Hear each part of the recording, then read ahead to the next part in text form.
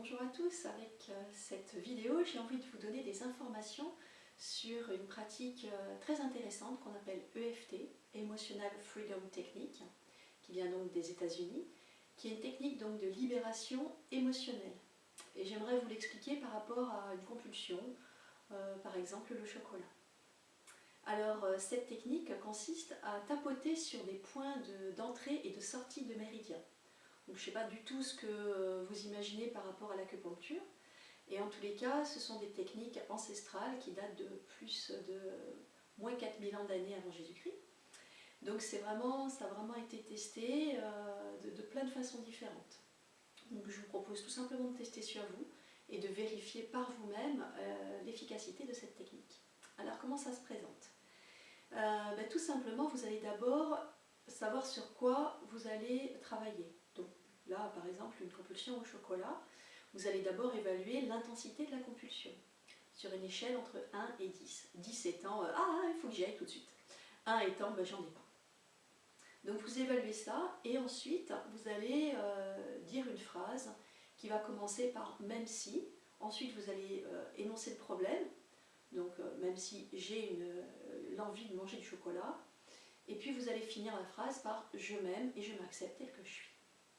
Donc comme ça permet de partir vraiment de ce qui est, de ce qui se passe là, tout de suite, dans votre vie.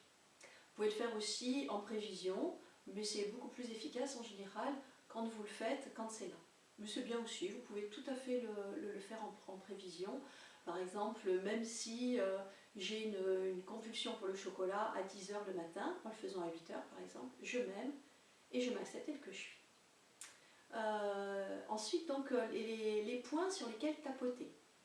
Donc, ces points sont des points d'entrée et de sortie de méridien, des points d'acupuncture. Et c'est comme si tout d'un coup, vous étiez en train d'appuyer sur la pédale de frein.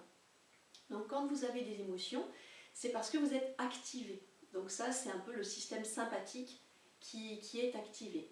Quand par contre, vous appuyez sur la pédale de frein, c'est le système parasympathique que vous êtes en train d'appuyer. Et dans une voiture, quand vous appuyez sur l'accélérateur ou quand vous appuyez sur la pédale de frein, ça ne fait pas du tout la même chose.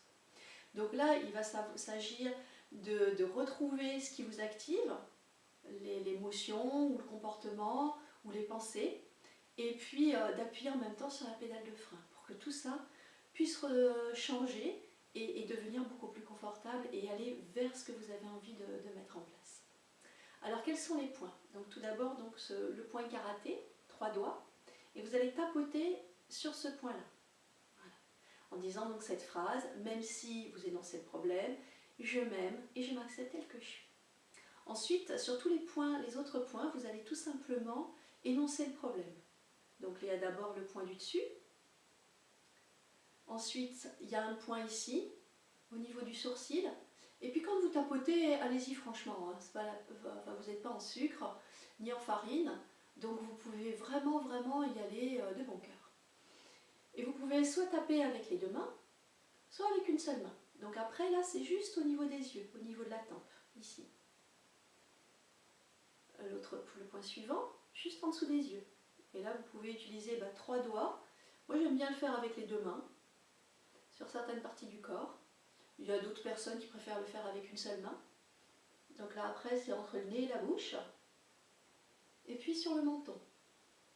Donc ça suit tout le long du visage. Après, ici, vous avez donc entre l'omoplate et l'os devant, là, vous avez un petit creux. Et donc vous tapotez ici. Mais là, c'est pareil, hein. Allez-y franchement. Hein. Et puis après, c'est vraiment dans l'alignement de l'aisselle et de la poitrine. Donc à ce niveau-là. Et là, c'est pareil. Vous pouvez y aller. Et c'est à chaque fois, vous tapotez environ une dizaine de fois. Et puis, c'est juste ensuite sous la poitrine. Voilà, sur les côtes. Et là, vous allez sentir, hein, de toute façon, régulièrement, ce sont des points qui font un petit peu mal, des points qui sont un petit peu sensibles. Après, il y a les points de la main. Alors pour ça, hop, vous allez prendre ce pouce, 2 doigts, que vous mettez comme ça, et donc à l'extérieur du pouce. Et vous tapotez une dizaine de fois, pareil. Voilà. Et puis vous changez de doigt et de la même manière, vous tapotez ici, sur le profil de la main et avec 2 doigts. Et puis le majeur. Et ici, il y a une particularité, c'est que vous n'allez pas tapoter sur l'annulaire, parce que en fait, le méridien passe dessous. Donc on va aller tapoter par la suite, après le petit doigt, sur un creux ici qu'il y a entre les tendons, entre le tendon du petit doigt et celui de l'annulaire. Voilà, il y a un creux ici et vous tapoterez ici. D'abord, il y a le petit doigt, et donc après, ici.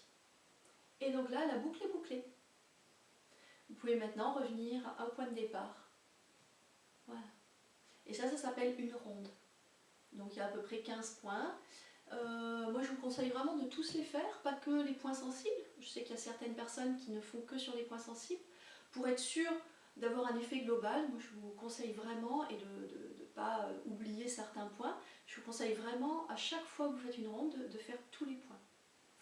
Voilà, et la plupart du temps, sur le problème, on va faire plusieurs rondes, et sur la solution, on va en général en faire un petit peu moins. Donc vous évaluez l'intensité de votre problème sur une échelle de 1 à 10, vous faites ensuite la ronde, et puis ensuite vous réévaluez sur une échelle de 1 à 10 à combien le problème est descendu.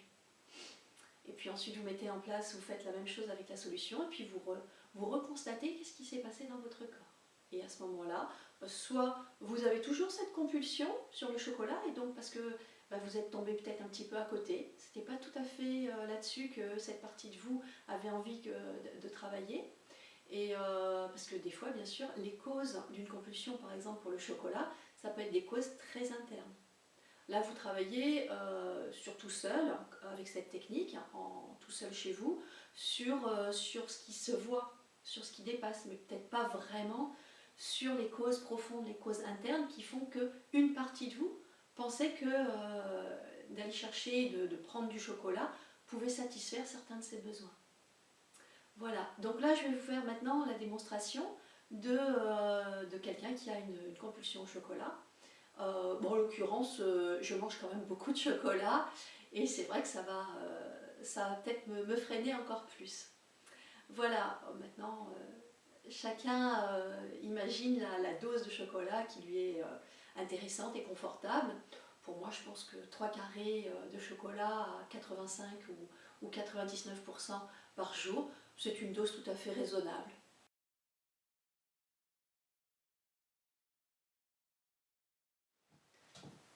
Alors maintenant, comme on vient de voir la théorie, passons à la pratique.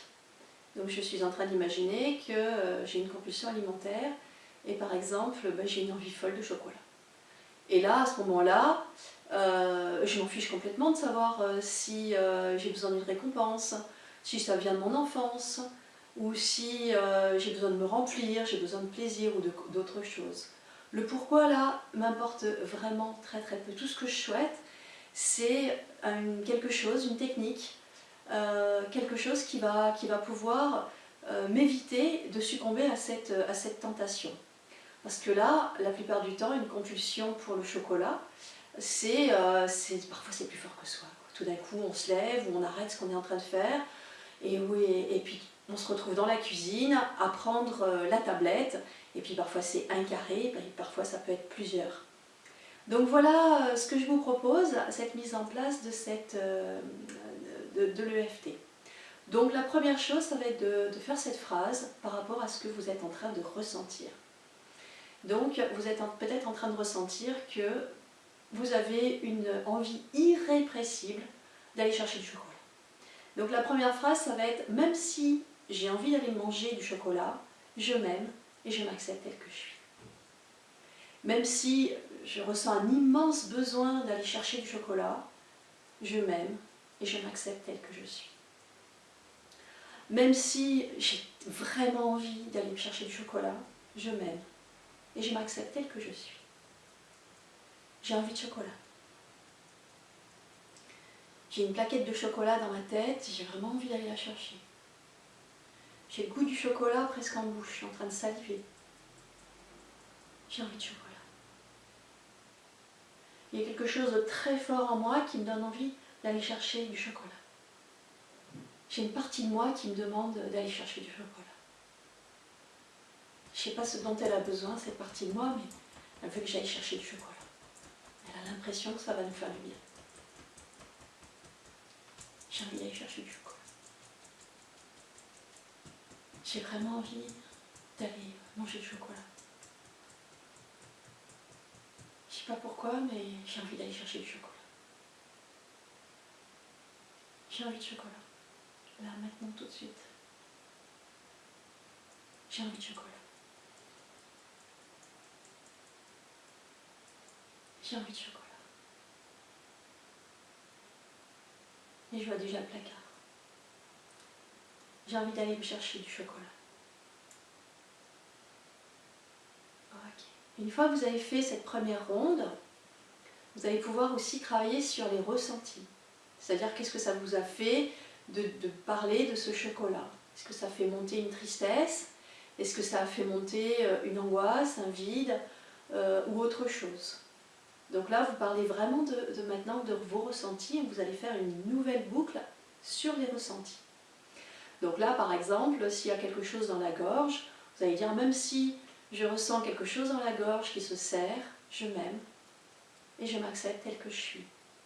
Peut-être que l'idée d'avoir parlé du chocolat, ça fait monter aussi une tristesse ou quelque chose. Alors, même si je me sens triste, je m'aime et je m'accepte tel que je suis.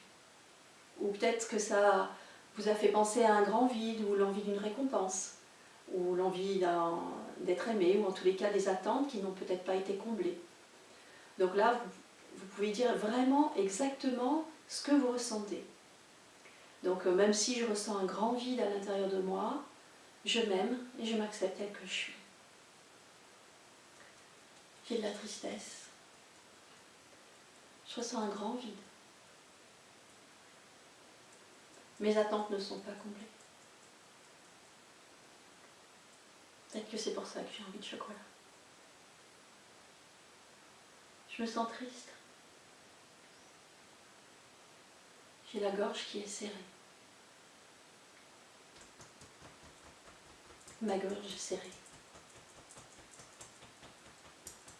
Ma gorge est serrée. Et je ressens une grande tristesse. Et je suis en colère après moi. Je suis en colère d'avoir cette envie de chocolat. J'ai envie de prendre soin de moi. Je me sens triste d'imaginer que le chocolat, ce soit la seule alternative. J'ai la gorge qui est serrée.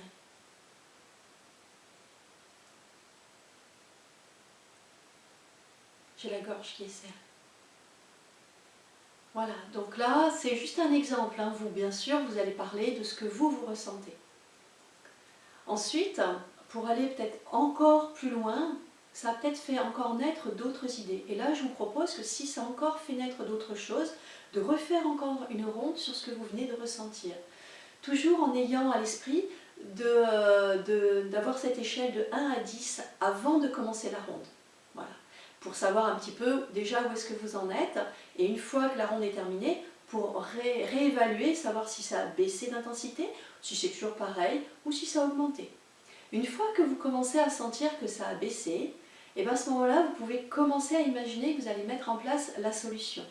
Donc là, par exemple, la solution, c'est de se remplir de joie, d'harmonie, de plein de belles choses. Donc la phrase, ça va être « Même si je ne sais pas encore exactement comment me remplir de joie et de douceur, par mes ressources internes, je m'aime et je m'accepte tel que je suis. Même si je ne sais pas encore comment me passer de chocolat et comment être heureuse sans chocolat, je m'aime et je m'accepte telle que je suis. Je suis heureuse. J'ai une vie en harmonie avec moi-même. Je mets ensemble mes idées, le poids de forme que je souhaite obtenir et mon comportement. Je vis de plus en plus en harmonie avec moi-même. Je me sens de plus en plus heureuse. Je me sens de plus en plus en paix avec moi-même. Je me remplis de tout ce qui est bénéfique pour moi. Je prends soin de moi. Je me remplis mes besoins. Je prends soin de moi. Je prends soin de mon corps. Je sais de mieux en mieux comment me faire plaisir sainement. Je sais de mieux en mieux comment puiser dans mes ressources internes. Je sais de mieux en mieux comment résoudre tous mes besoins, comment les combler. Je sais de mieux en mieux comment être bien avec moi-même.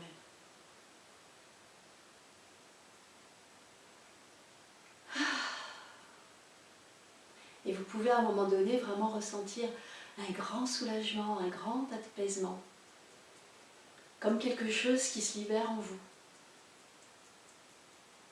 Alors bien sûr, tous les mots que je viens d'utiliser ne sont que des exemples. Les plus utiles seront ceux que vous allez faire vous-même par rapport à vos ressentis. Le but étant vraiment de ressentir à un moment donné cette détente qui s'installe dans le corps. Alors bien sûr, avec l'EFT, on peut aller bien plus loin. Mais déjà tout seul, de commencer comme ça, vous allez voir à quel point cette technique extrêmement simple, extrêmement rapide, peut vraiment mettre en place de tout nouveaux comportements. Peut vraiment vous faire arrêter des compulsions telles que l'envie de chocolat, que ce soit le matin, à une pause, après à manger, en regardant la télé, ou n'importe quel moment. Parce que vous aurez toujours sur vous cette capacité à ressentir, et puis cette capacité à vous tapoter sur des points d'acupuncture, donc des points qui permettent d'activer le parasympathique et donc de freiner. Voilà, je souhaite que cette vidéo vous ait apporté des choses très utiles que vous allez pouvoir utiliser dès maintenant. À très bientôt pour une nouvelle vidéo. Merci, au revoir.